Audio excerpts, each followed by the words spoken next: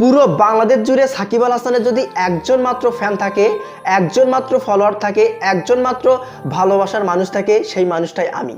আপনারা আমাকে যত যাই বলেন না কেন, যত গালি দেন না কেন, আমি সাকিবকে নিয়ে কথা বলবই। হ্যাঁ, আমি সাকিবকে নিয়ে কথা বলবই।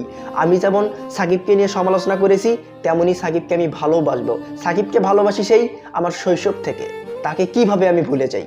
বৈষম্য বিরোধী ছাত্র আন্দোলনের সময় এই সাকিবকে নিয়ে আমি সবচেয়ে বেশি ট্রোল করেছি, আমি সবচেয়ে বেশি সমালোচনা করেছি। আপনারা আমার ইউটিউব চ্যানেলে গেলেই বুঝতে পারবেন।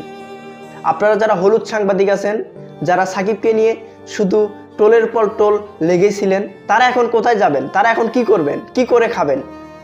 সাকিব তো অবসর নিয়ে যাচ্ছেন, তাকে নিয়ে তো আর ট্রোল করতে পারবেন না। আপনারা যারা সামাজিক যোগাযোগ মাধ্যম সোশ্যাল মিডিয়ায় সাকিবকে নিয়ে যে শুধু ট্রোল আর সমালোচনা করলেন, তারা এখন কি করবেন? কাকে নিয়ে সমালোচনা করবেন? করেন, আমাকে নিয়ে সমালোচনা করেন, কোনো সমস্যা নেই। এখন বর্তমানে বাংলাদেশের বুকে টি-20-তে সবচেয়ে বেশি রান কার? সাকিব আল হাসানের। সবচেয়ে বেশি উইকেট কার? সাকিব আল হাসানের। যে কোনো রেকর্ডের দিকেই যান না কেন, সেখানে সাকিবের নাম 100% আছে। তিনি একজন কিংবদন্তি প্লেয়ার। তাকে কিভাবে ভুলে থাকি? তাকে কেউ ভুলতেই পারবে না, তাকে কেউ ভুলতেই পারবে না। আপনি যদি তাকে ভুলতে চান, টেলিভিশনের সামনে যখন আপনি খেলা দেখতে শুরু করবেন, মোবাইল স্ক্রিনে যখন আপনি খেলা দেখা শুরু করবেন, অটোমেটিক সাকিব আল হাসানের রেকর্ডগুলো আপনার সামনে চলে আসবে। আপনি সাকিবকে কিভাবে ভুলে থাকবেন?